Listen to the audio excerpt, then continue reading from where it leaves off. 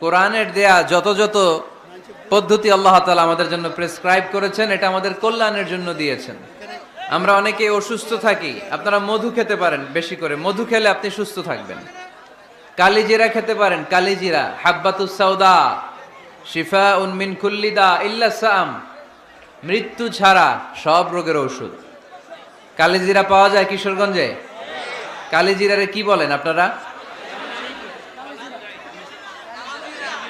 মাশাআল্লাহ, কালো জিরা। আপনাদের ভাষা অনেক সুন্দর। কিশোরগঞ্জ, ময়মনসিংহ, আপনাদের ভাষা অনেক সুন্দর। তো এই কালো জিরা আপনারা খাবেন, মধুর সাথে মিক্স করে খাবেন। সুস্থ রাখবে কে? আমি প্রায় বলি যে কোরআনিক এই মেডিসিনগুলো আপনারা খাবেন, মাখবেন, এগুলো অনেক ভালো। অলিভ অয়েলের কথা আমি প্রায় বলি। আল্লাহ রাসূল সাল্লাল্লাহু আলাইহি ওয়াসাল্লাম অলিভ অয়েল মাখতেন, জাইতুনের তেল দিয়ে দাড়িতে মাখতেন।